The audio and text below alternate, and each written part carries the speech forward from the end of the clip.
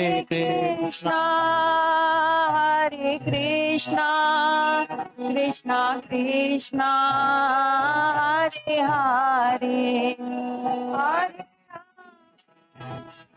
Hare Rama, Rama Rama, Hare Hare, Hare Krishna, Hare Krishna, Krishna Krishna, Hare Hare, Hare Rama, Hare Rama, Rama Rama, Hare Hare, Hare Krishna, Hare Krishna, Krishna Krishna, Hare Hare, Hare Rama, Hare Rama, Rama Rama, Hare Hare, Hare Krishna, Hare Krishna, Krishna Krishna,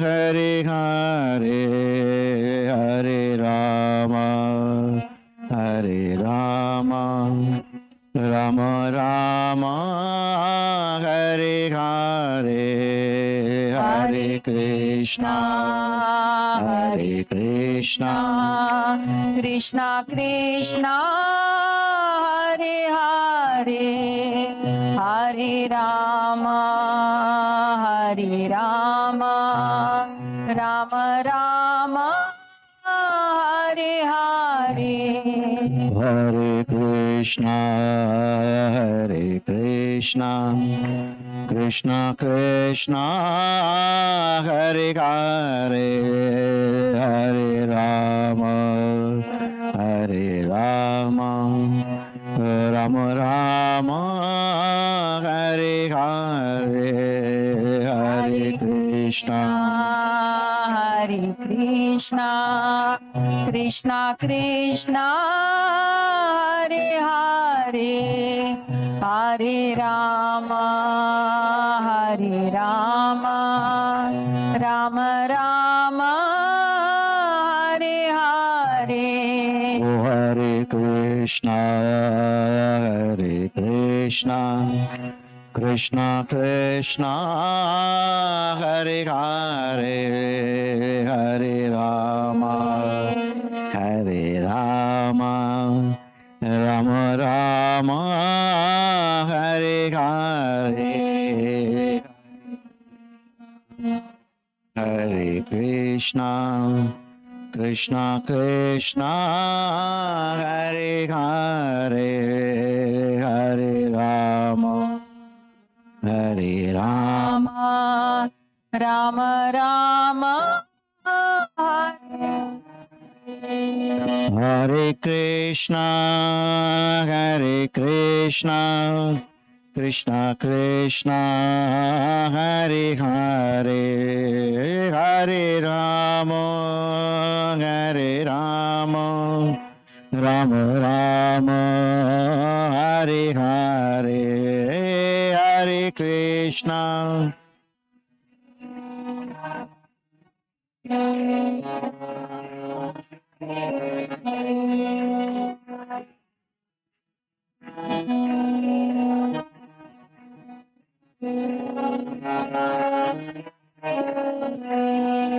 Hare Krishna, Hare Krishna, Krishna Krishna, Hare Hare, Hare Rama, Hare Rama, Rama Rama, Hare Hare, Hare Krishna.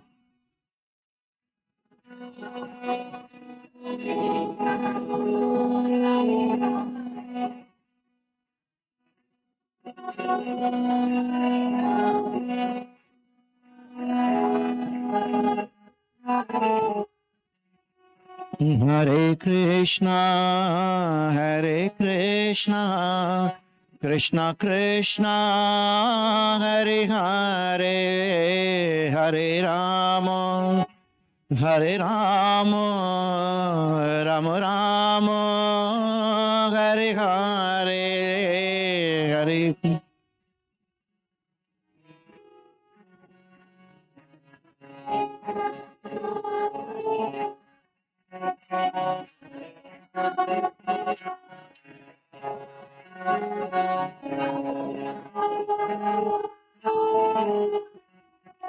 Hare Krishna, Hare Krishna, Krishna Krishna, Hare Hare, Hare Rama, Hare Rama, Rama Rama, Hare Hare, Hare Krishna.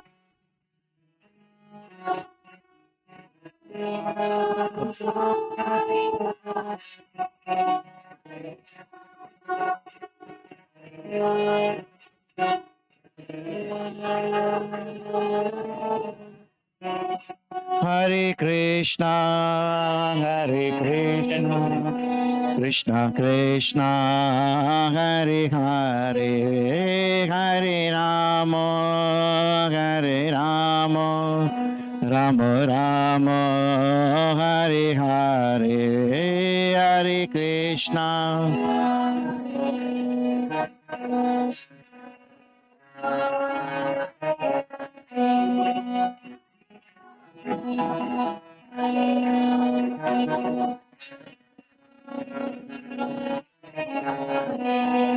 Hare Krishna, Hare Krishna, Krishna Krishna, Hare Hare, Hare Rama, Hare Rama, Rama Rama, Hare Hare, Hare Krishna.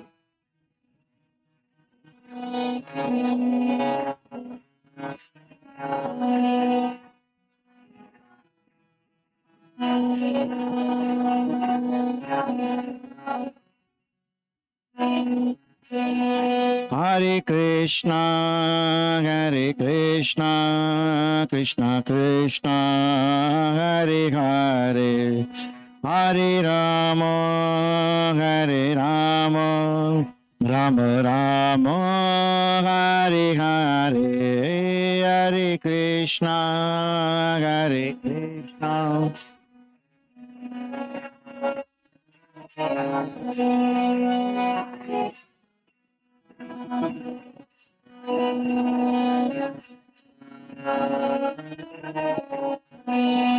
Hare Krishna, Hare Krishna, Krishna Krishna, Hare Hare, Hare Rama, Hare Rama, Rama Rama, Hare Hare.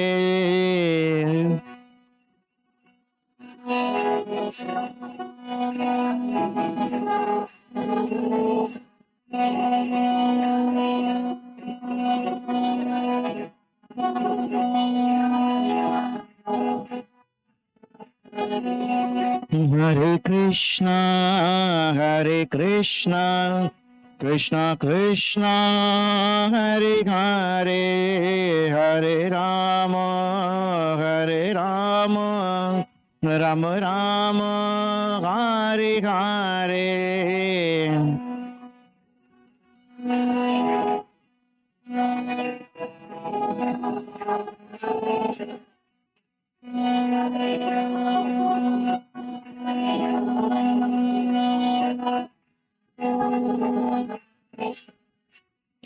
Hare Krishna, Hare Krishna, Krishna Krishna, Hare Hare, Hare Rama, Hare Rama, Rama Rama, Hare Hare, Hare Krishna.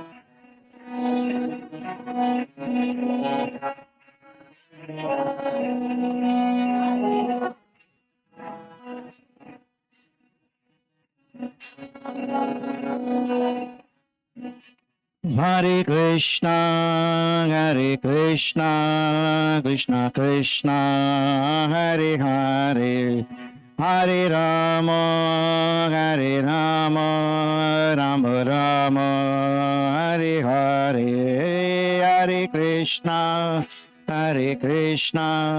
Krishna Krishna, Hare Hare, Hare Rama.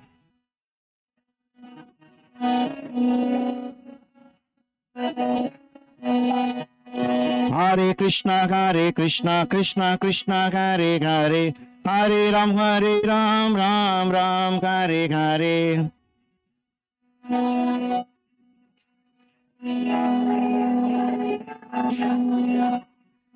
Hare Krishna, Krishna Krishna, Hare Hare, Hare Ram, Ram Ram, Hare Hare.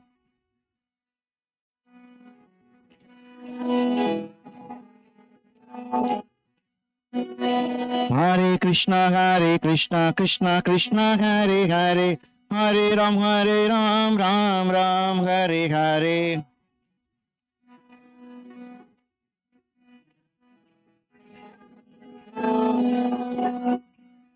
Hare Krishna, Krishna Krishna, Hare Hare, Hare Ram, Ram Ram, Hare Hare.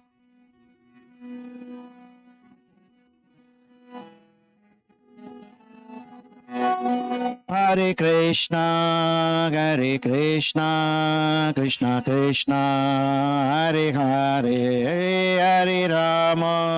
Hare Rama, Rama Rama, Hare Hare. Everyone, Hare Krishna.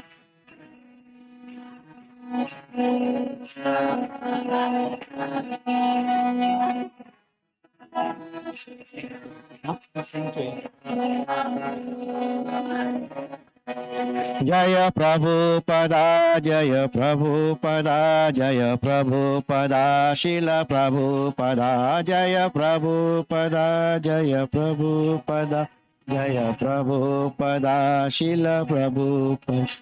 Nitai Gaura Haribol, Haribol.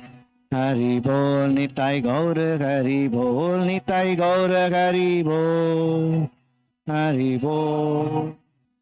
Haribol, Nitai Gaura Haribol. Gaura Premanandi.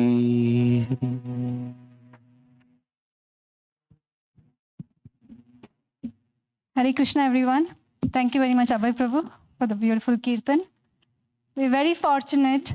His Holiness Romapada Swami Maharaj is here in Austin, and this is our first home program in Prashant Prabhu and Meena Mataji's house. Thank you, devotees, for coming. Thank you very much, Maharaj, for coming and giving us your holy association. Quick, don't think anyone is new here, but very, very brief introduction about Maharaj. Maharaj is a senior disciple of Srila Prabhupada and has been involved in various services within ISKCON for the past 50 years. Maharaj travels extensively around US and India, sharing the teachings from our Vedic scriptures and has spoken in various corporations and colleges. With that, let us welcome Maharaj by loudly chanting Hare Krishna Mahamantra one time. Hare Krishna, Krishna Krishna, Hare Hare, Hare Rama, Rama Rama, Hare Hare. Hare Krishna. That was very short. Thank you. I like it.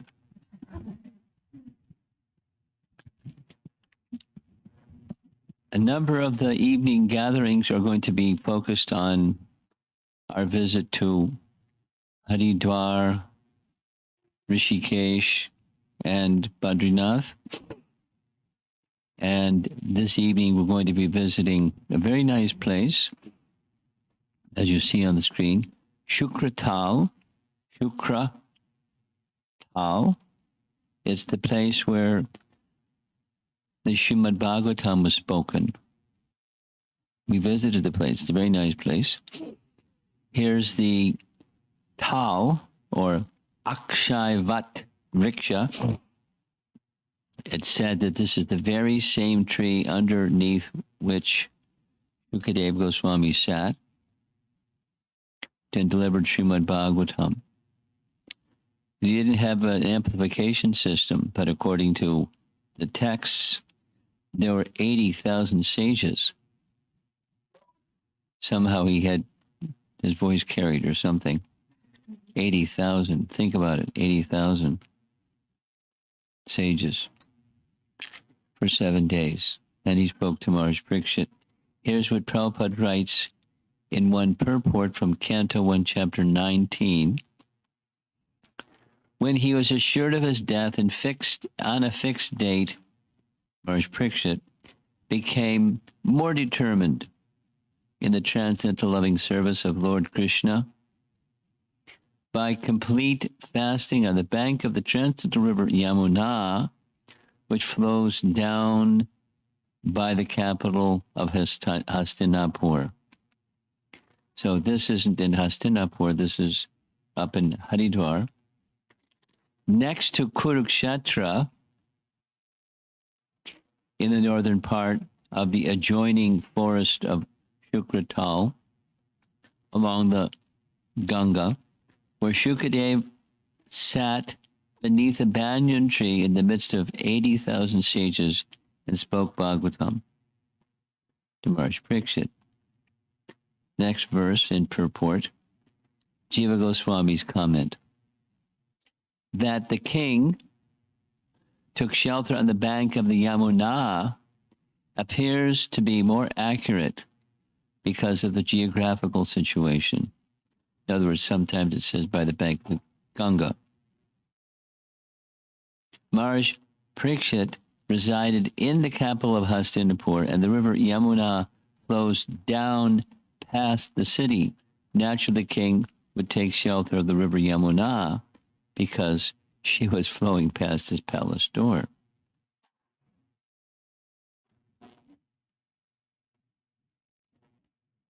Canto 3, Chapter 13. The goal of a person engaged in hearing scripture from the Guru for a long time, praised by the great devotees, is hearing the glories of those in whose hearts Mukunda resides. Now, Krishna is in the heart of everyone. But this phrase means that not just, a mosquito has super soul within his heart. And a snake and a scorpion and, mouse and all living entities side by side with the jiva is the super soul. But what this means is in his heart means with devotion. So being conscious and attentive to the fact that the Lord is residing in their heart. Shukadev Goswami, as we know, he was the speaker of Srimad Bhagavatam. And there's a little controversy, in case you didn't know what the controversy is. How old was he when he spoke Srimad Bhagavatam? So commonly we say he was 16. According to Srimad Bhagavatam, Canto 1, Chapter 9, it states that Shukadev Goswami was present during the passing of Grandfather Bhishma. And the passing of Grandfather Bhishma was before or after the Bhagavatam was spoken? Before. From the Mahabharata, it is understood that he was also present at the royal assembly of Maharaj Yudhisthira. So the passing of Grandfather Bhishma took place shortly after Yudhisthira was enthroned as the emperor, because he, Yudhisthira, came with the Pandavas dressed in the royal attire, knowing that Grandfather Bhishma would be very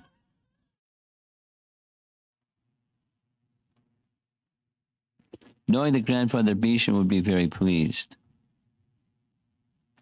that he's the emperor. In Canto 6, Chapter 3, it says that Shukadev Goswami heard the history of Ajamila from Agastya Muni in the Malaya Hills.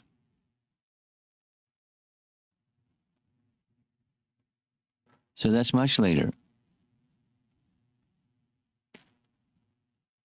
And in the Bhagavatam, chapter 19 of Canto 1, it describes the arrival of Shukadev in the presence of Pariksit Maharaj just prior to the king's demise, indicating the son of Vyas was only 16 years old. Dvi, Ashta. Dvi, that's 10, and Ashta means 8. That's, excuse me. Yeah, Ashta is 8. Dvi, so 2 8s. 2 8s. 8 plus 8.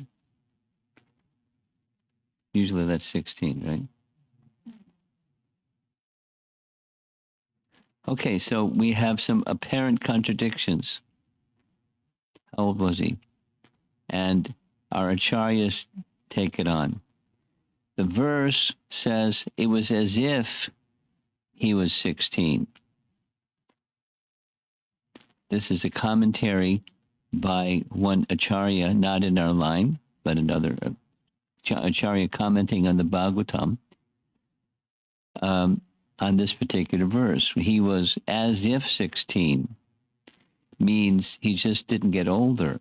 His body remained looking youthful, so it was as if he was 16 when he spoke the Bhagavatam.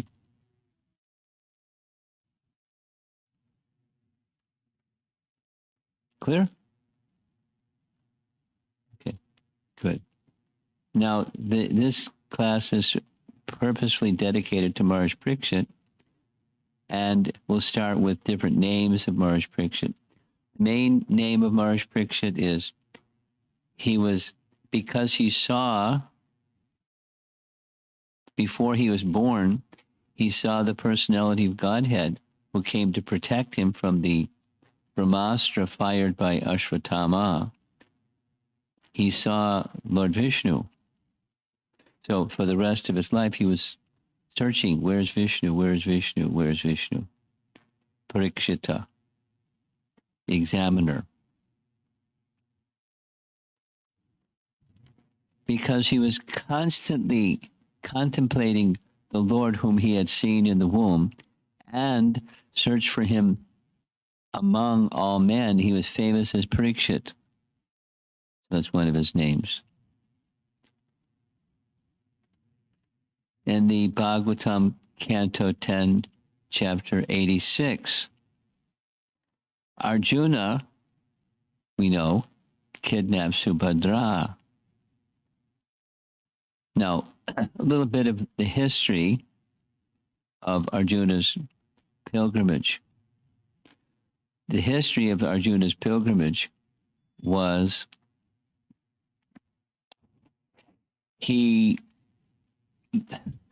when Draupadi was brought back to the ashram where Kunti was staying, and from outside the cottage where Kunti was staying, good news, Mata.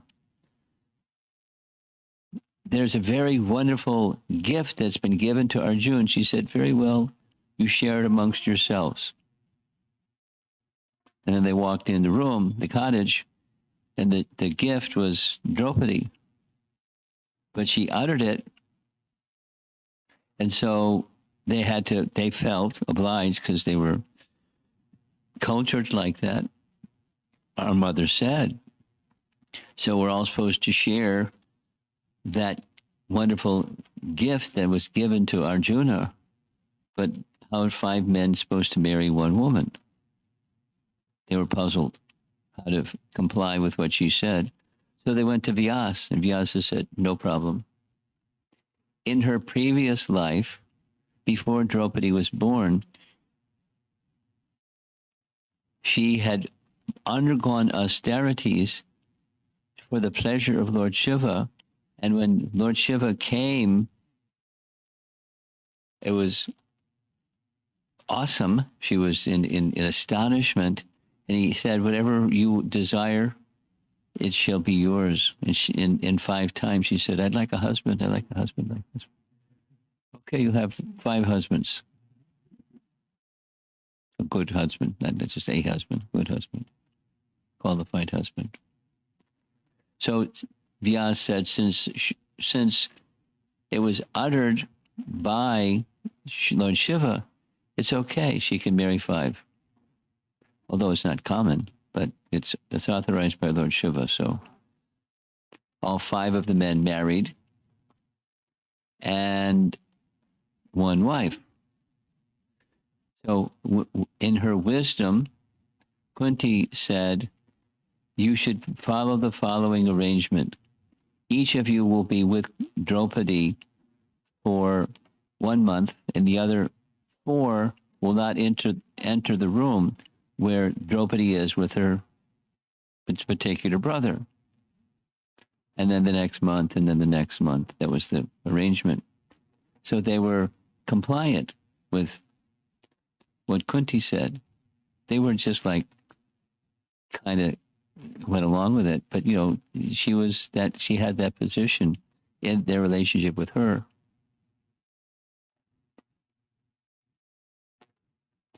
So one day, there was a problem. Sometimes there's problems. Not so often, but sometimes there's problems. And the problem was there were some dacoits that were attacking the cows, and the cowherd men called Arjuna to help. So Arjuna, being a hero, he wanted to help. So he went to get his weapons. Unfortunately, fortunately or unfortunately, by circumstance, the weapons, the arrows, etc., were in the same room where Yudhishthira and Draupadi were. So he went, got his weapons, chased away the dacoits, and came back and apologized to his brother. I violated the word of our mother. He said, well, you did the right thing. You were just giving protection when protection was needed. You did the right thing. And he said, yes, but I violated the word of our mother. And so I need to atone for that violation. For 1 year, I'm going to go on pilgrimage to holy places. It's not needed. You didn't do anything wrong. He was determined. And so the very first place Arjuna went was, guess where? Haridwar.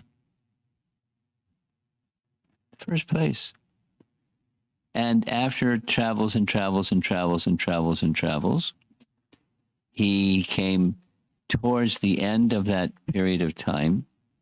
They're the 4 months of the rainy season. He was at Prabhas. You know what Prabhas is? It's on the other side of where the island of Dwarka was, and it's connected. It's under the same kingdom, but it's not in Dwarka. And he, Arjuna, had heard about Krishna's sister. Krishna's sister's name was Subhadra. And he heard about Subhadra from a cousin. They had lots of cousins. This particular cousin was named Gada, who had been residing in Dwarka, but he came all the way to Hastinapur to get training under Dronacharya, along with the Pandavas and others. So when Gada and Arjuna were together, Gada told Arjuna about Subhadra. Whoa, Subhadra. You should marry Subhadra. She's very worthy of you. So he had Subhadra in his mind. And so when he got to Prabhas, he sent a message to Krishna that he had come.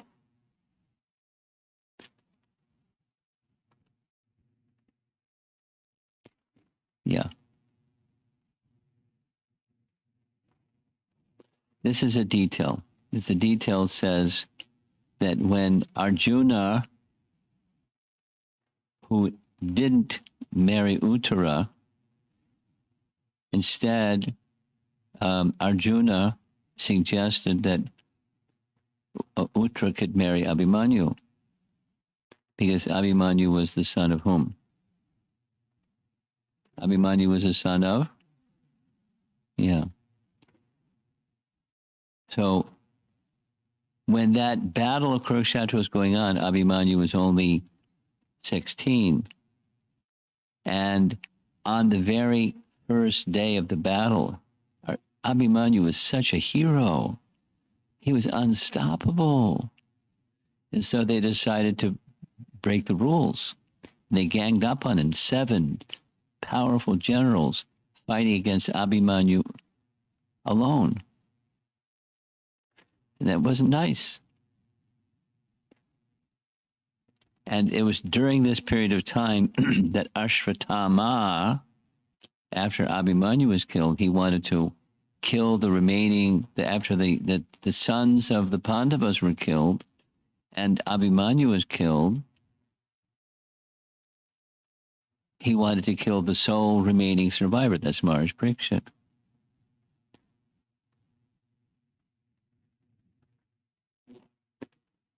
So we have a little bit of understanding of Maharaj Pariksit in his previous life. I didn't go through the whole explanation of, maybe I could, maybe I should. Arjuna sent a messenger to Krishna in Dwarka saying, Haribo, I'm here. So what did Krishna do? He didn't say, well, come on, come see me. Krishna came to him. Krishna came to him. That's how kind Krishna was to Arjuna. And they had their discussions, and Arjuna shared with him his travels for 9 months, going all around the country to different places of pilgrimage and etc. When Arjuna went, I don't know if it's in this presentation, I don't think so. When Arjuna went to Haridwar, one of the things he did was he took bath in the Ganga for purification. When he took bath in the Ganga, you know what happened? The Naga princess named Ulupi said, whoa, whoa, whoa, I'm not a married woman. Come with me. And she grabbed him and pulled him underwater and took him all the way down, down, down, down to Nagaloka. And said, I'm not married. Please marry me. My father said, okay, you can marry me. She was pretty direct. And he said, well, I'm on pilgrimage. I've taken a vow. I'm not going to have any connections. And she said, and I hold virtue. So I'm sorry, I can't oblige you. She said, it's okay because your vow is in relation to your wife. You took a vow in relation to your wife, but I'm not your wife. And I have no husband. So let's get married. It's not in violation of Dharma. He thought that was pretty clever. And they married, right? And, she was the daughter of the king of the Nagas. And they married, and a son was born. A son that was born became one of the heroes in the Kurukshetra battle. And then things happen. So he's with Krishna outside of Dwarka, and Arjuna disclosed to Krishna, I heard about your sister from Gada, and your sister is, what do you think? Would she be a suitable wife for me? And Krishna said, excellent, but my elder brother Balaram, he has a different idea. And nobody else in Dwarka likes his idea. And she doesn't like his idea either. Balaram wanted Subhadra to marry Duryodhana. So Krishna said, because that's Balaram's idea, let's make the following plan. You enter Dwarka not dressed like you're dressed right now. Come as a mendicant, a sannyasi mendicant. And if you go as a sannyasi mendicant, because Balaram likes inviting sannyasis to come for having meal with him, you'll get a chance to see Subhadra because she'll serve the meal. She'll cook the meal and serve the meal, and you can see if you like her. She can see if she likes you. And it was love at first sight, mutual. And it happened a few times. And the attachment became a little stronger, a little stronger. So Krishna pulled his sister to the side and said, Balaram has an idea to have you marry Duryodhana. Do you like that idea? Oh, terrible idea. Terrible idea. Terrible idea. What do you think of that hero? I can't remember the language that he used, but he spoke indirectly, and she put two and two together really quickly. That hero wasn't a sannyasi, it was Arjuna. And she sat up and said, oh, very attracted. So then Krishna knew what she wanted, and Krishna knew what Arjuna wanted. So Krishna told her, we'll make some arrangement. It's a really nice chapter, the Bhagavatam.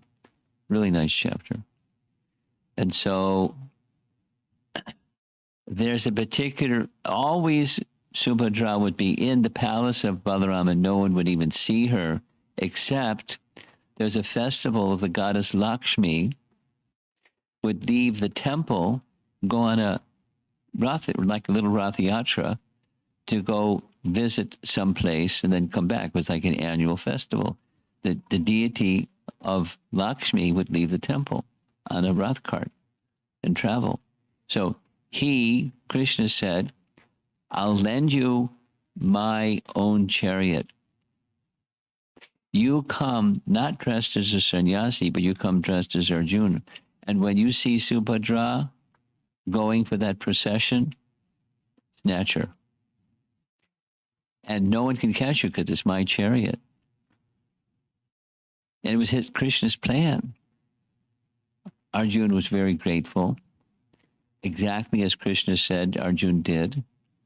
And when Subhadra was kidnapped, Balaram became furious. This is a big insult.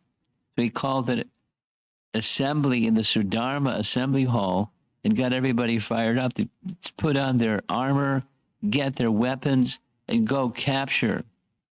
And then there was some advice given by an elder, Brahmana, an advisor, saying, well, you can't kill him because he's a messenger. You can't kill a messenger. You can put him in prison. You can punish him, but you can't kill him. Because they were really, angry. And in the assembly, Balaram looked at his brother. His younger brother, Krishna, was silent. So he asked Krishna, what do you think of all this? Until then, Krishna was just silent. They were, rah, rah, rah, let's go get him. So Krishna smiled. He said, I don't think it's an insult, it's an honor. And he gave his explanation, Krishna-like kind of explanation. That it's honorable for a Kshatriya to have marriage like this. Because how would it work? Supposing he came the other way and he would then be given a dowry, and he's not like selling merchandise. That's not Arjuna. This is noble. And to consider from the Yadu dynasty and the Kuru dynasty, if there's a marriage, this alliance will strengthen both of us. So it's very good. And don't worry, you couldn't catch his chariot anyways, because it's my chariot. But instead, you should send an envoy and invite it to come back and have marriage right away, right here in Dwarka. That's my recommendation. Balaram did a U-turn. He accepted what Krishna said. They called out to Arjuna because they got near, and they came back and had a nice wedding. So Arjuna married Subhadra, and then in time Abhimanyu, and then all the rest of us here. So in his previous life, Maharaj Pariksit was a great devotee. Who knows the previous life of Maharaj Pariksit as a great devotee? because he was in the womb of Uttara, but even before he was born, even before he was in the womb, he was a great devotee. When Uttara offered her prayers to Krishna, because it was Maharaj Pariksit, he is a great devotee, Krishna came and protected. Oh, my Lord, you are all-powerful. A fiery iron arrow is coming toward me fast. My Lord, let it burn me personally, if you so desire, but please do not let it burn and abort my embryo. Please do me this favor, my Lord. Bhagavatam, Canto 1, Chapter 8. It's the same chapter as Kunti's prayers. So, because of his natural courage, Vira, this is another one of the names of Maharaj Pariksit, indicating his character. He was not afraid of fire weapon, the Brahmastra. So she was afraid, but he wasn't afraid, even within the womb. Then another name for Maharaj Pariksit is Vishnu Ratha, one who's always protected by Vishnu. Another name, Bharata, because he was a descendant of Bharata. Vrika Nrishu, tiger among men, found in Canto 1, Chapter 18. Now here's a nice chart. The contrast doesn't work so well. The Pariksit, it shows at the lower right. I have to fix the colors. She was the son of Uttara. And Uttara and Abhimanyu were married. You know that history? Should I narrate that history? When the Pandavas were in their 1 year of incognito, they disguised themselves in the palace of Virat. And this one did this, and that one did that, and the other one did the other thing, and they disguised themselves as people who they weren't. And the dance instructor for the daughter of King Virat was Arjuna. And he was such a good dance instructor that King Virat asked Arjuna to marry her. And Arjuna said, I can't marry her. I'm already married. But I have a son who's of marriageable age, about the same age as your daughter. So maybe Abhimanyu could marry your daughter. So remember, this is in the final year before the Kurukshetra battle happened, before their exile, etc. So they were married, and during that period of time, that's when Maharaj Pariksit was in Uttara's womb. When the birth ceremony took place, there's a tradition, the astrological calculations were made,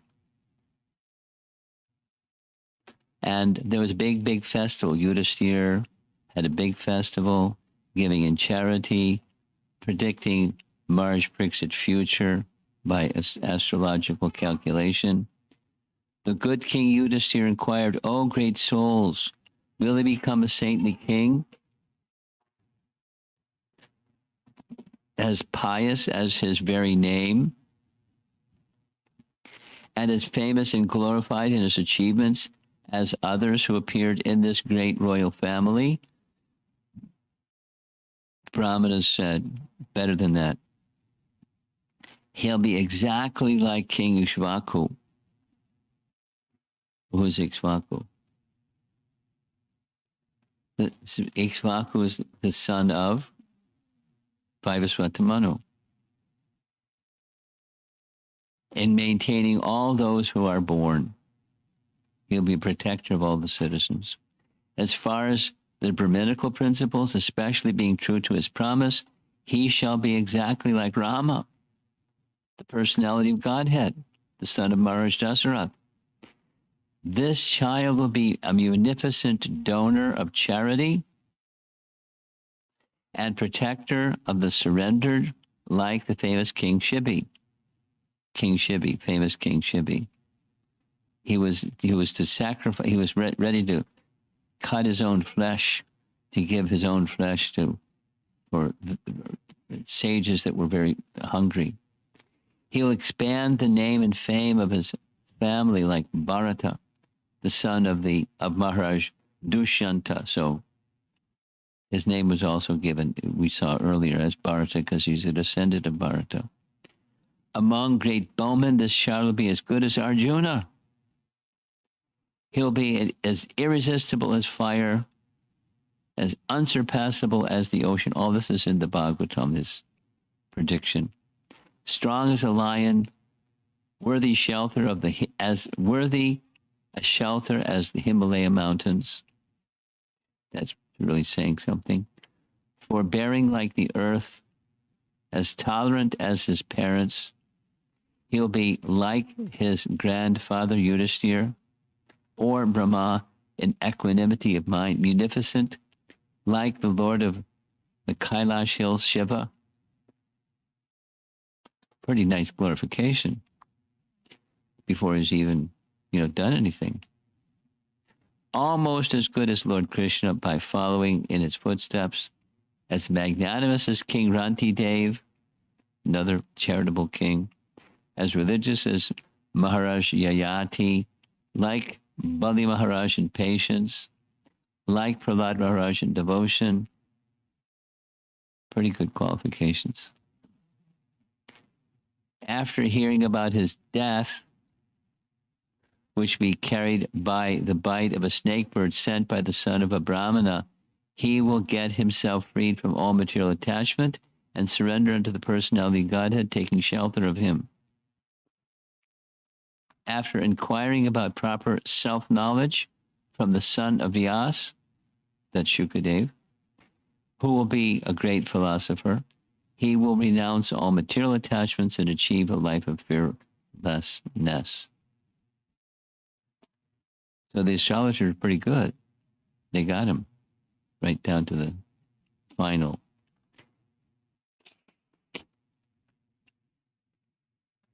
He was a natural devotee even before he was Maharaj Pariksit, before he was doing what he did, because Krishna protected him. And he took shelter of Krishna and very devoted to Krishna, naturally, from childhood.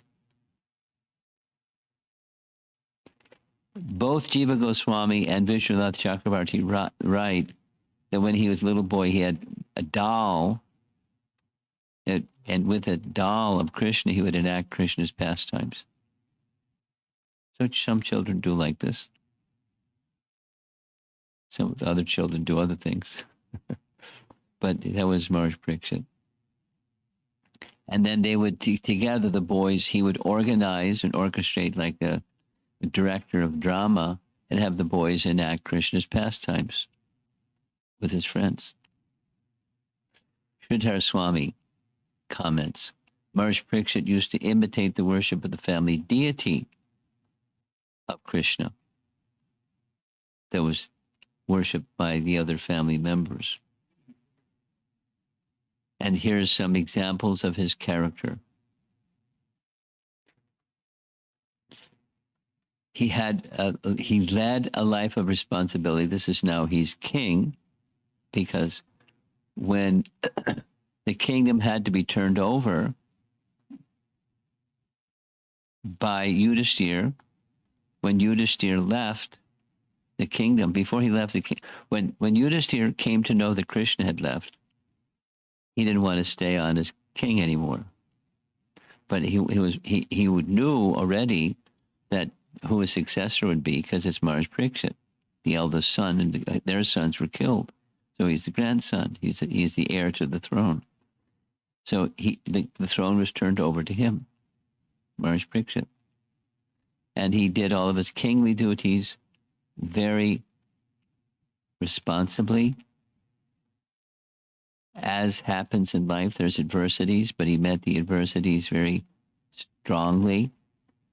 He maintained elevated association, and then, of course, came his final departure from this world.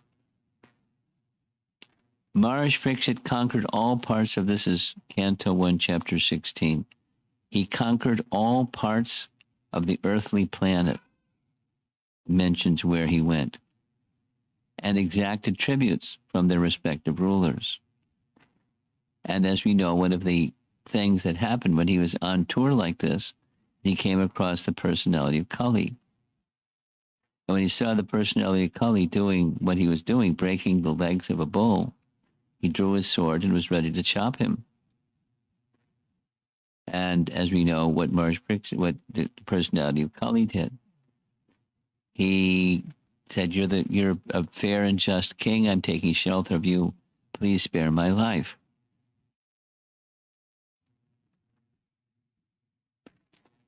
So he said, "All right, but if you're going to spare my life, you have to give me a place to stay." Okay, you can stay. You're the personality of Kali. He knew who he was. You can stay in the place where these 4 sinful activities are going on. Well, thank you very much, but those 4 sinful activities don't go on in your kingdom. He said, very well. Where there's hoarding of gold, these 4 sinful activities will go on. So you can take shelter there. Thank you very much. You know that from the Bhagavatam. So he was strong and upholding the principles of virtue, but in the painting is meant to show the sinful activities that didn't exist in his kingdom, but where there's hoarding of gold. So he stopped the personality of Kali, but he stopped short of killing him, the Bhagavatam says, the purports say, because he knew it's the age of Kali, so I can't kill the personality of Kali that would spoil the Lord's plan. But I have to deal with him. So he dealt with him in the way that we find described in the Bhagavatam. He gave, otherwise, in general, he gave protection to the citizens, the praja, even at the time of personal crisis. So here's Maharaj Pariksit inquiring from Shukadev, I am therefore begging you to show the way of perfection for all persons. Not just, he's going to die. Maharaj Shukadev Goswami has come, and everyone stands when Shukadev Goswami comes because many sages were assembled. And as soon as Shukadev Goswami came, they all stood and honored him. Get that kind of aura or presence, just without even saying anything. They understood his elevated position. And so Maharaj Pariksit first asked, what's the way of perfection for, not for me, but for all the citizens? Because he's the protector of the citizens. What is it? And what to speak of one who's about to die, like me? Please let me know what a man should hear, chant, remember, and worship, and also if he should, what he should not do.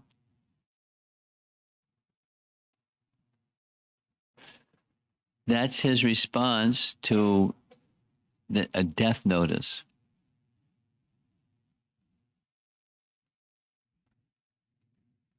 Now, I know some people, we all know some people, who are struggling with health issues, like extended health issues. Some, because it doesn't seem to get better. It gets more complicated and more complicated. And it's like, there's a knock on the door that says your days are numbered. And what do you do when you know that your days are numbered? In his case, he had 7 days. That was the curse. You know how the curse happened, right? You know how the curse happened. Anyone here is new and doesn't know how the curse happened? Should I say?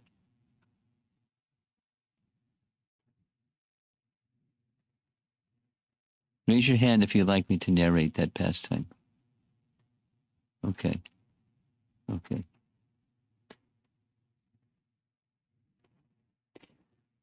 Maharaj Pariksit was in the forest, as is required at times to practice his fighting skills, fighting wild animals, etc., etc. Go into the forest and do that. And because he's very capable of austerity, it's out of his character that he would become so thirsty that he was it's kind of like an uncontrolled thirst. And in the forest, he saw a cottage. And the cottage was the cottage of a rishi. And when he went in to see the rishi and asked the rishi for some water, he was in meditation. And so he didn't stand to receive the king. He didn't say anything. He was just in meditation. Now, Maharaj Pariksit can put two and two together and see he's not responding because he's in meditation. But he became angry. So thirsty and angry, two out of character behaviors. And in his anger, he had seen a snake outside the cottage. So he went back outside on the tip of his sword. He put the snake around the rishi's neck, saying, "This is a suitable ornament for you. You don't even have the proper culture to receive the king." And went off in a huff. Sometime later, the son of that sage heard what the king Pariksit had done. And so the son knew mantras, and he uttered a mantra that was like a mystical mantra, and he created a mystical entity, a snake that could fly. Snakes don't fly. Birds fly. And snakes crawl. But a snake that flies, no such thing. But by mantra, he created such a thing. And cursed that within 7 days, the king will die at the bite of the snake bird. Takshaka. The sage later heard what his son had done. So the sage sent a message to the king to inform him, I'm so embarrassed, I'm so shamed, but it's done, and what's done is done. It can't be withdrawn. My son has uttered this curse that can't be withdrawn. You're going to die in 7 days.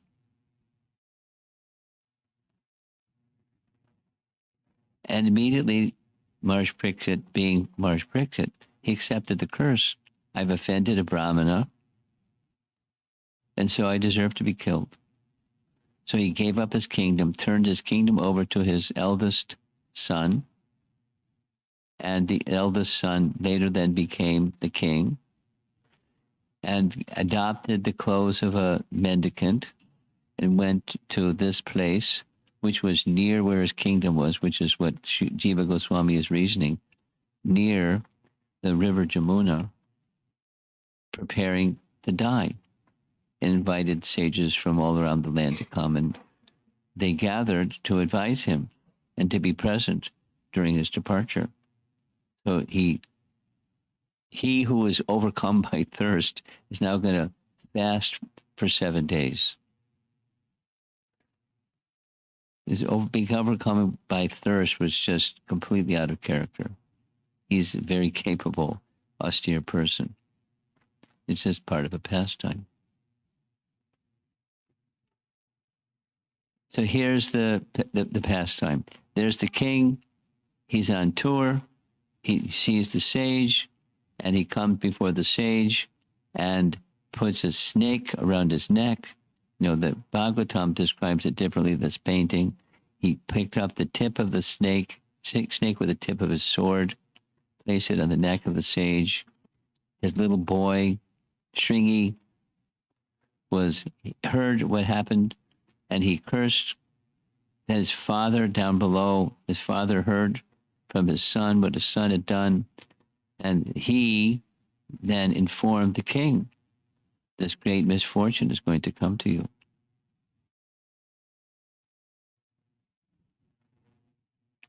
Commentary. To become angry in such a grave situation was not unnatural for a king, But because the king himself was not less than a great saint, is becoming angry and taking action, those were astonishing. This is commentary now. So it must be accepted that it was so ordained by the supreme will of the Lord. That's Prabhupada's purport to chapter 18. And when he heard, here's Prabhupada's quotes, what he heard. Even if you have got a very great kingdom, very nice wife, very nice society, how long? And if there's any mistake, next life you can get something else. But Pariksit Maharaj's life, from childhood, he was a devotee of Krishna.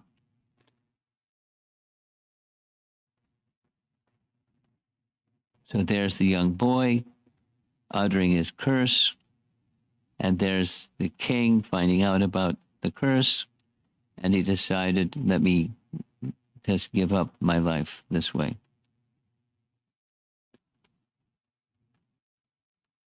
So it's with bhakti, we know from the Bhagavatam, with bhakti, two things come automatically, naturally: knowledge and detachment.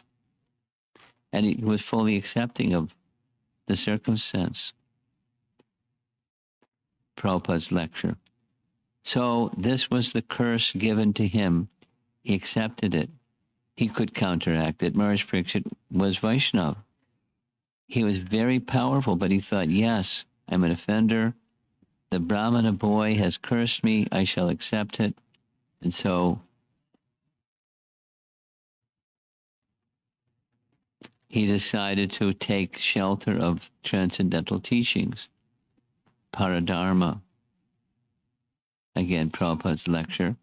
He prepared himself for death. For 7 days, he placed himself on the bank of the Ganges, although Jiva Goswami says it was the Jamuna, without drinking a drop of water. For 7 days continually, he heard Srimad Bhagavatam from Shukadeva Goswami. We're narrating this because we visited the place where the narration occurred.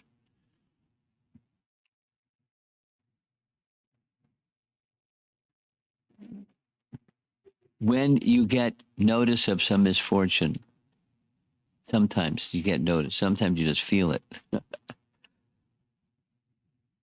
But you get notice, something.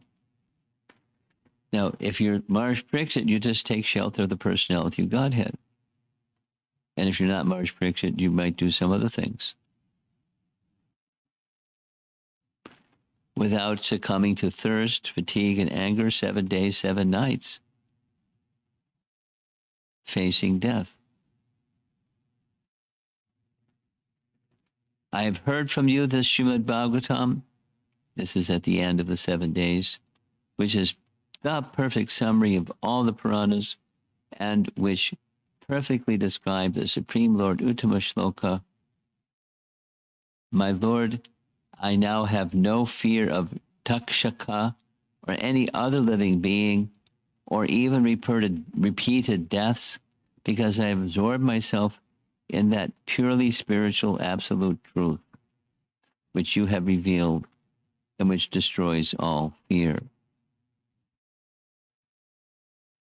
O Brahmana, please give me permission to resign my speech and the functions of all my senses unto Lord Adhoksaja.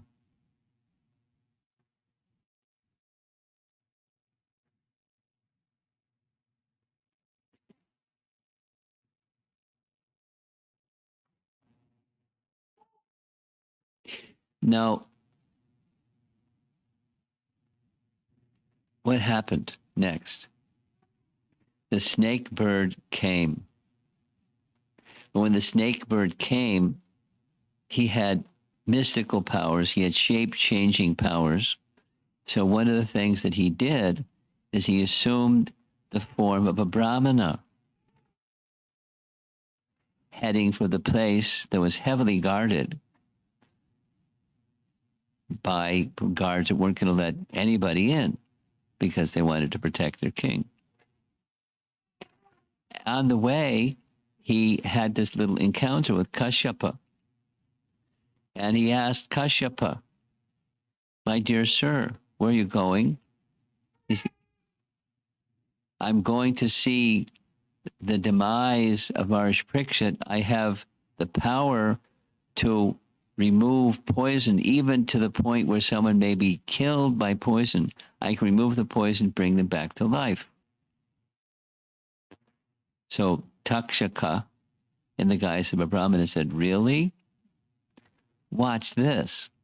So Takshaka assumed the form of this serpent. He bit a tree, and the tree burnt instantly into ashes, pile of ashes, and asked him, "What you going to do?"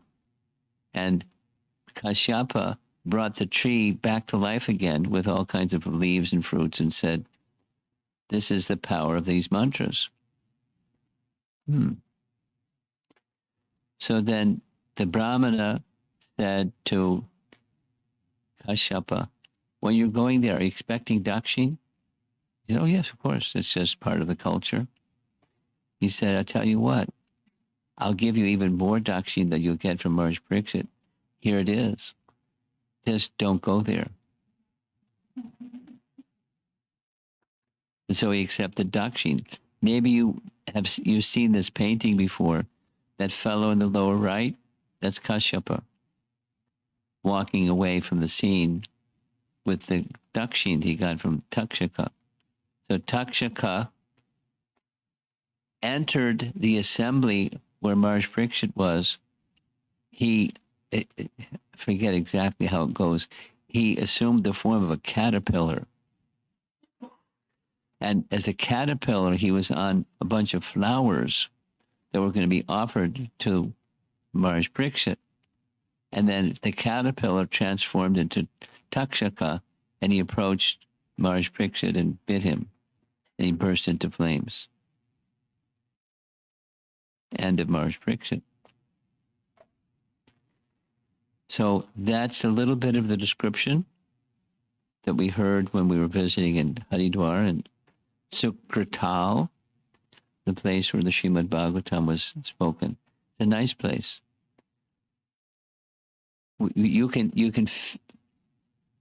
Maybe some of you have been to 26 2nd Avenue. If you've been to 26 2nd Avenue, if you haven't been, please go someday. And when you go, turn your antenna on and pick up the vibrations of the place. And it's a spiritual place. It's just on 2nd Avenue, it's just a little storefront. And even what they did when they rented the place, because all the boards on the floor were really, really old. So this nice devotee ripped up all the boards that were on the floor and put in new boards on the floor. So it's a new floor. These years ago it was a new floor.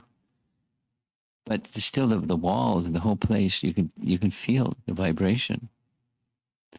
What to speak of where Shukadeva Goswami spoke Srimad Bhagavatam. So it was a very nice place to visit. And nice to hear about Shukadeva Goswami, because another one of the class was about him. And this class was about Maharaj Pariksit, because it takes two to transfer the message of Srimad Bhagavatam. Very sacred place.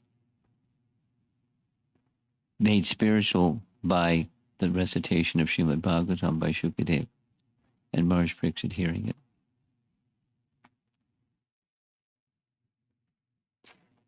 And this is the last slide. Shukadeva Goswami ki jai. Maharaj Pariksit ki jai.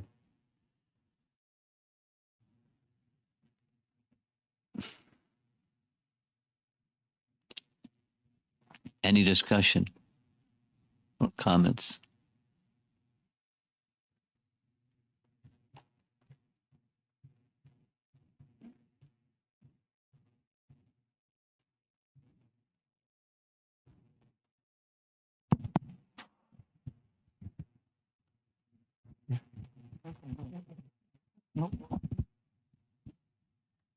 Hare Krishna Maharaj, thank you for giving a nice lecture.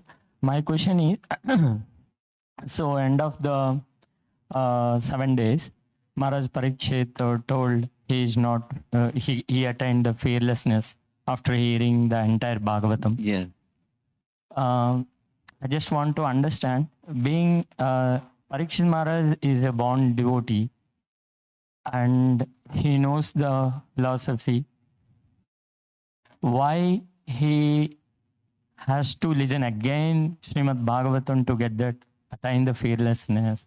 Just I want to understand. What do you think? Maybe I'm thinking he's already elevated. I know, no, but in response to your question, you're going to repeat the question. I'm asking you what's your understanding of the answer to your question. Listening to Bhagavatam again, it will give courage and fearlessness. Maybe that he is emphasizing. He's a Kshatriya. He's not fearful. He can enter into, he went, we heard, I'm just re-emphasizing what you said in stronger language. He conquered kings in all directions on the whole surface of the earth and extracted taxes from them. He was not fearful. He was not fearful. And on top of that, he was a Kshatriya, not fearful. And he was a pure devotee, not fearful. So I'm underlining 3 times what you said. Now, then your question is, how can he become fearless if he was already fearless?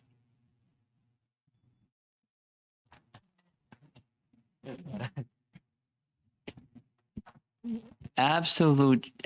So there are degrees of perfection.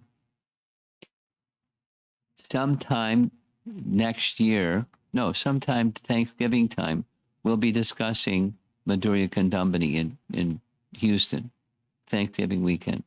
And in the upper stages, so there's stages of bhakti, 9 stages. And so the topic of Rupa Goswami is sadhana bhakti in different stages, bhava bhakti, prema bhakti, and there are stages of prema bhakti. And they have names for them. And, degrees of intensity of affection for the personality of Godhead in prema bhakti. So he heard Srimad Bhagavatam, and he's at that stage where it's like the topmost stage of bhakti, even within the realm of prema bhakti. There's the answer to your question. Yes, he was fearless. Now, in degrees of absorption in the personality of Godhead. In that section of Madhurya Kadambini, Vishwanath Chakravarti Thakur and other acharyas, they comment in Rupa Goswami's Bhakti Rasamrita Sindhu, there's description of degrees of perfection amongst the perfect. And for example, they put Maharaj Pariksit way up there. This Brihat Bhagavatamrita does the same thing. You're familiar with that book? Brihat Bhagavatamrita, part 1 and 2. In part 2, Gopakumar goes to personalities who are perfect, and then they send him to the next person, next person, next person, next person, next person. No. These are my disqualifications. Go to that person. So there's hierarchy amongst the perfect. And that's what happened when he heard Srimad Bhagavatam. He was already squeaky clean. He was already fearless. But now he's degrees of intensity of attachment to the personality of Godhead. And thus, its counterpart, the freedom from darkness or freedom from any trace at all of fear.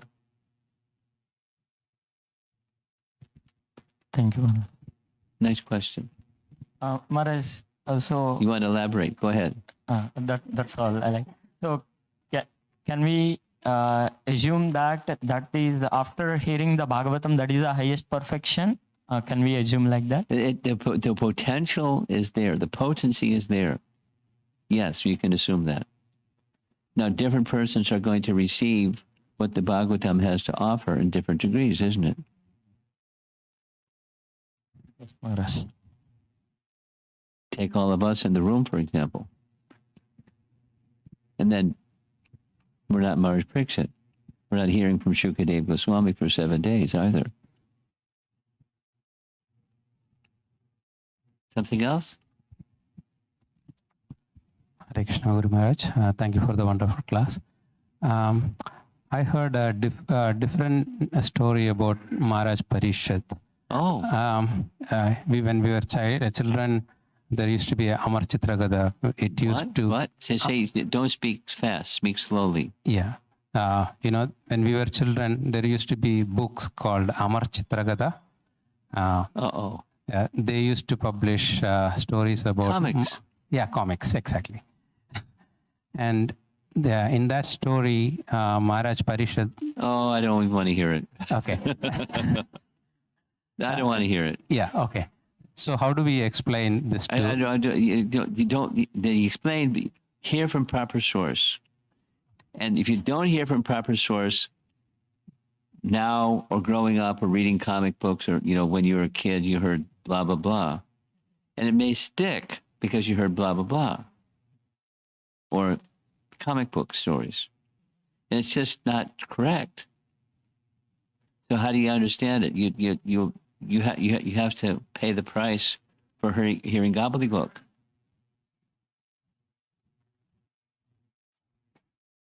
So I don't want to hear what it says in the comic books. Okay. Because that might stick. Right. Now there are examples on the way down here. I was going over with Sri Chaitanya. There are some contradictions, these apparent contradictions within the Bhagavatam. I'll give you a couple of them, but it's right within the Bhagavatam. It's not from comic book versus the Bhagavatam. It's within the Bhagavatam. Here's an example.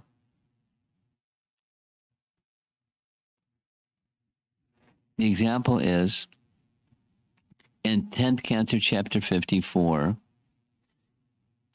Indra pays a visit to Krishna in Dwarka, and he brings Krishna two gifts. Sudharma assembly hall and a parijata tree. And then, however, there's another place in the Bhagavatam that says, when Krishna was visiting in Dwarka, he took one flower of a parijata tree, he gave it to Rukmini. Satyabhama saw the flower and asked Krishna, can you get me a tree? Everybody knows that one. So the contradiction is, and Indra said, no, I'm not going to give you the tree. So Krishna, they had a little combat with Indra and he took the tree. So there's two different narrations. So how do you reconcile them? Now that's worthy to have some discussion about. And three acharyas, I'll forward the commentary of those three acharyas to Satyasara, you can circulate them. They give the two basic explanations. It's the tense of the verb indicating is something that already happened before, although it's now being narrated as if it happened at this time, but it happened before. And then the second answer is, this is Sridhar Swami. Another option, another possible explanation is there are different kalpas, different days of Brahma. And in this day of Brahma this, and that day of Brahma that, and it makes no differentiation. So there are such things, and there's other examples. There are such things where there's apparent contradiction between the Bhagavatam says this and the Bhagavatam says that. And fortunately, we have acharyas that can help us understand how to reconcile. We'll be hearing some of that. We'll be hearing some of that over the Thanksgiving weekend. Thank you, Maharaj.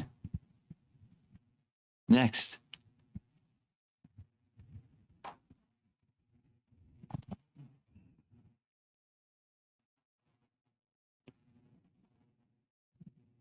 Hare Krishna, Maharaj. I think you have to stand because you stand so I can see you. Eye contact. Hare Krishna, Maharaj. So Maharaj Pariksit Takshaka, he can burn the tree with his Yes. venom. Yes. But when That's he in came, Mahabharata, by the way. okay, when he came in front of Pariksit to beat him, after 7 days, he came as a caterpillar. No. Before, after the 7 days of hearing Bhagavatam, then he came, yes. Okay. But how did he get in? Because everything was heavily guarded. He was shape-changing power. He assumed the form of a caterpillar the caterpillar nested itself in a basket of flowers that was going to be offered to the king. That's how he got in. Guru Maharaj. Does that answer your question? Yes, Maharaj. Thank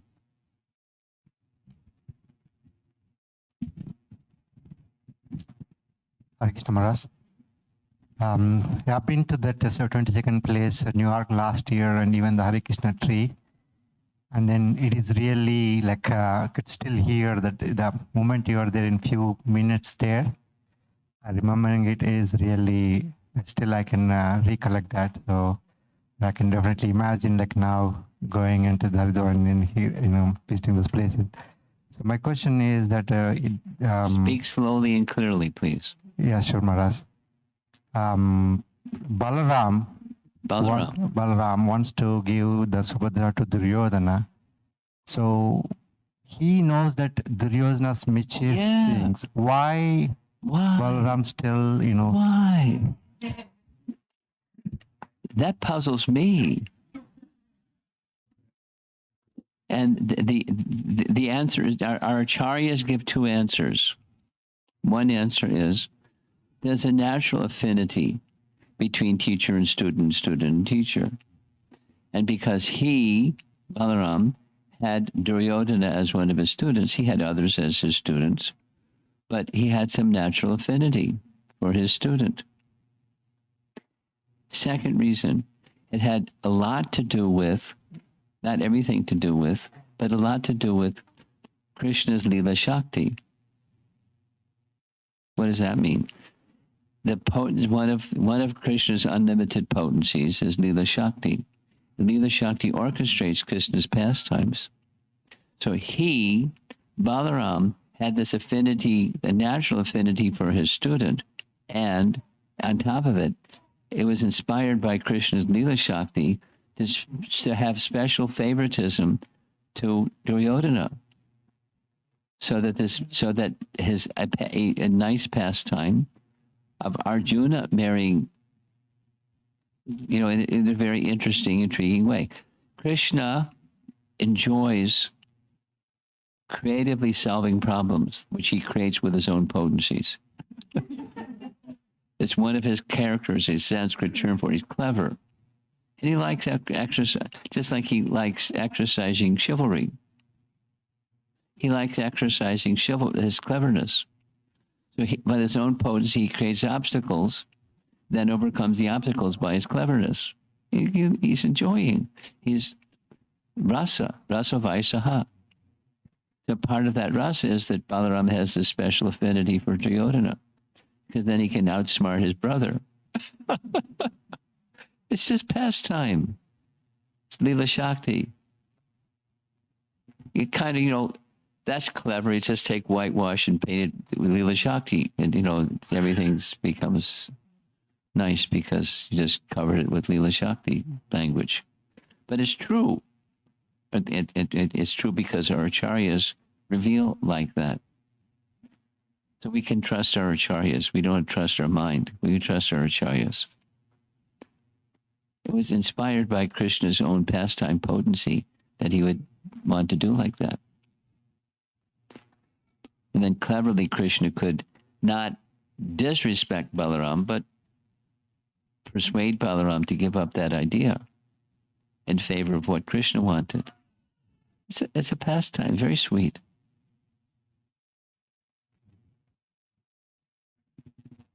Thank you, Maharaj.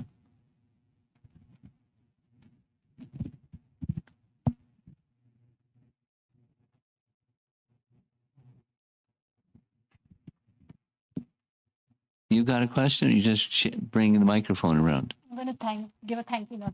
You're going to do what? Thank you note. Oh, any other questions before you do that? Yeah, that's before the announcements. Maharaj, The best part of class is the discussion. Yes, go ahead.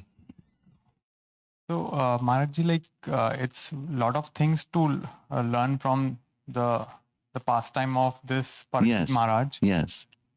But I'm not able to get what should be the key message that I should take today and learn from it and get better on my bhakti as well.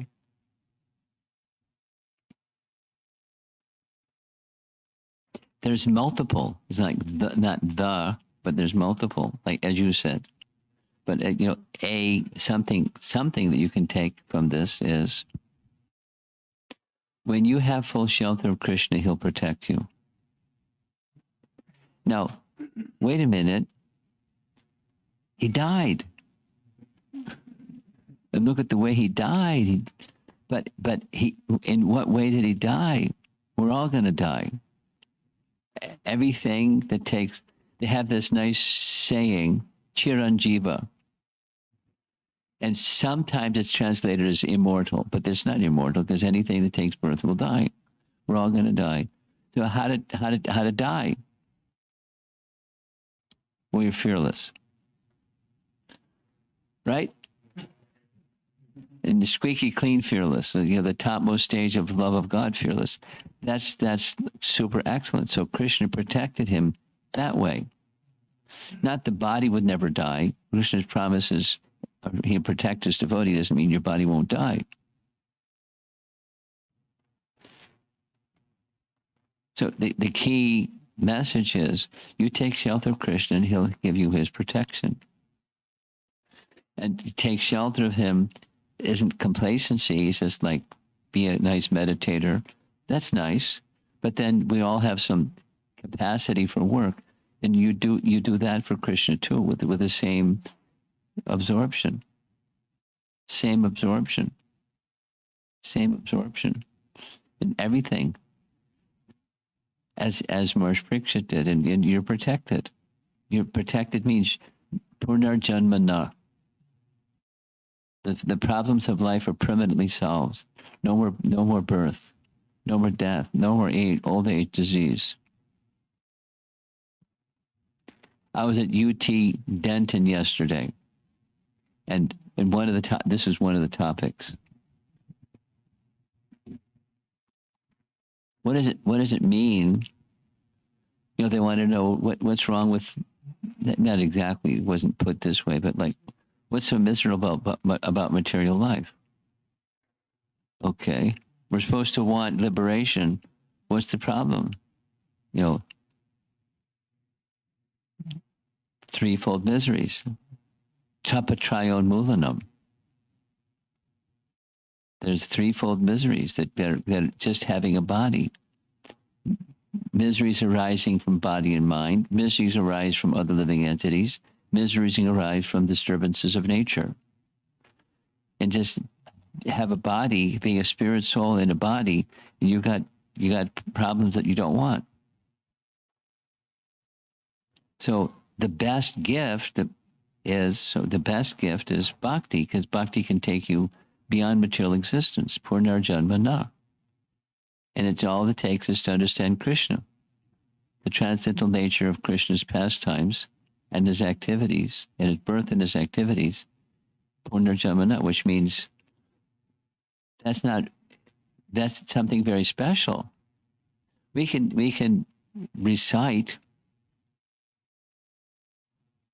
but then to have that realization that you carry with you right up until that moment that's going to happen for all of us when you leave the body, that's going to determine where the soul goes.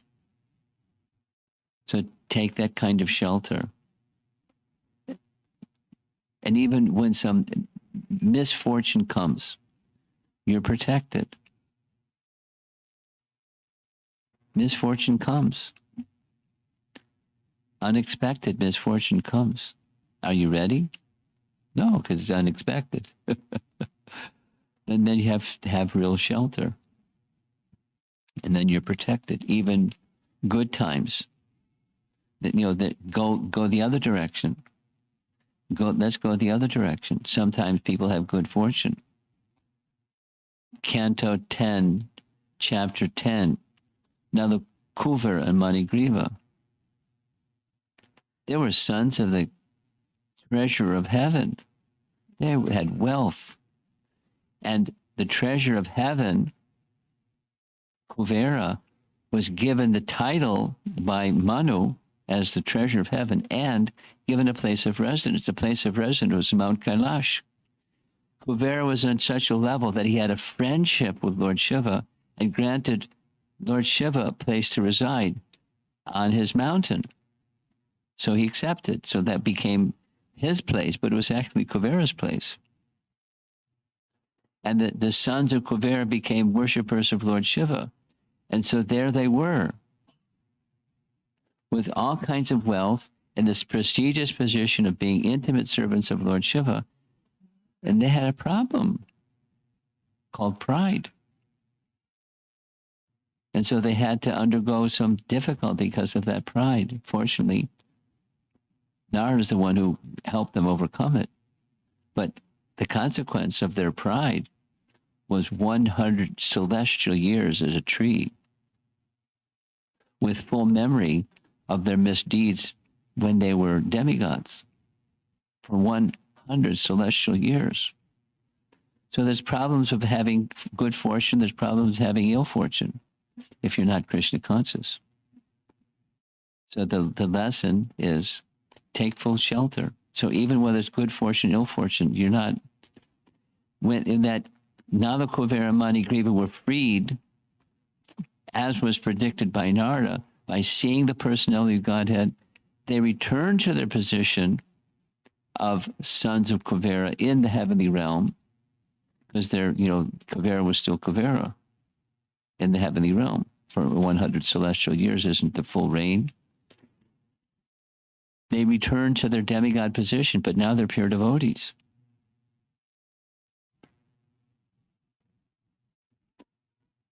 And that's the lesson. Whether it's good fortune, ill fortune, what's your shelter? What's really important to you? And there's sadhana, once you have determined what's really important to you, to come to the stage of perfection. Perfection doesn't fall from the tree. It's something that you have to, make yourself qualified by proper sadhana and proper sadhu sangha.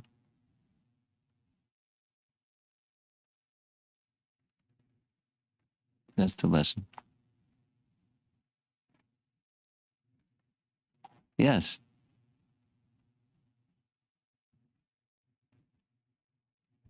Can I ask another question, Maharaj? Sure. So I have. Your first question was a good one.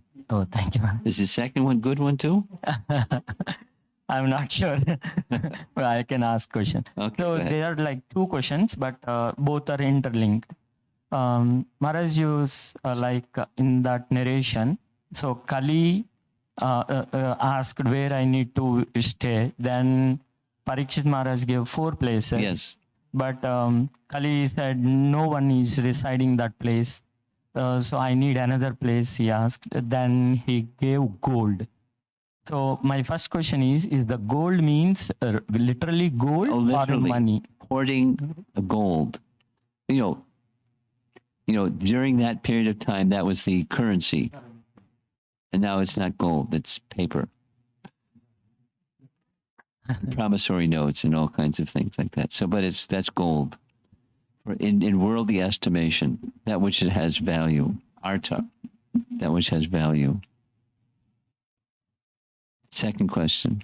Yeah, Maharaj. In that case, see, now being we are all myself devotee, practicing devotee, we are not going all the 4 places, but we had to deal with the currency, right? Okay, so deal with it, but don't hoard it.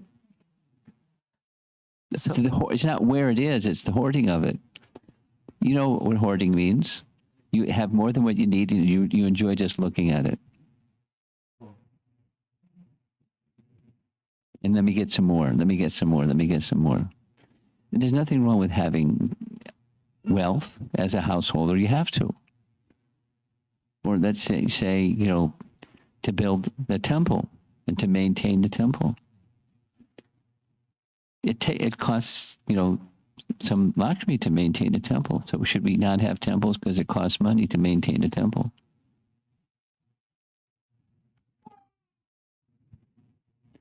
But it is so hoarding it is the issue, not having it.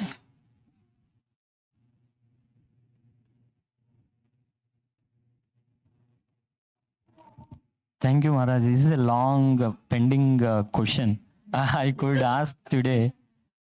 Thank you for nicely enlightening us. A wonderful discussion I ever had. Thank you, Maharaj. Well, you know, most of the people in this room are householders or will be householders at some point in their life. It's not that having money is going to contaminate you. It's being greedy and hoarding and stocking it and looking at it and feeling proud that you've got it. Instead of, you know, whatever you have, you use that in Krishna's, not just wealth, anything that's given to you, that you have ability to sing, the ability to something. God-given things are fine. Just use them into service. Okay, you have something. Yes. It's a trick microphone. You have to press the button. Hare Krishna, Maharaj. Okay. So this question is somewhat related to Prabhu's one. When Krishna creates Kali, he has a reason for that. That's right. And now Maharaj Pariksit is giving 4 places and some other places for Kali to live. Right. So can we understand so people, Krishna is giving also intelligence to people so that if you follow the regulative principles, you can escape the atrocities of Kali in the Kali Yuga itself. Yeah. And people for not following, they have to go through. Yeah. So You got it. Well done. Well done. So we have to give the intelligence to other people. Also Well, to escape. we follow the intelligence given to us through disciplic succession. And then as much as you know, others have a willingness to receive, you give. But you have to be careful because some people are not willing to receive. They may be insulted, or they may insult Krishna or you or the disciplic succession or something. So that's not the forerunner. The regular principles is not what's up front. What's up front is chant to be happy. Thank you, Maharaj. Okay. I think that's it. We're going to end. She's going to do her little announcements now. Short and sweet. Thank you very much, Maharaj, for giving us such a wonderful class.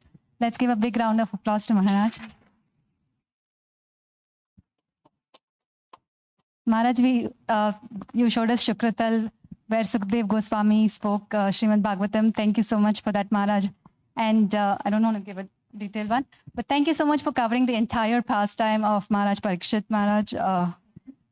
Yes.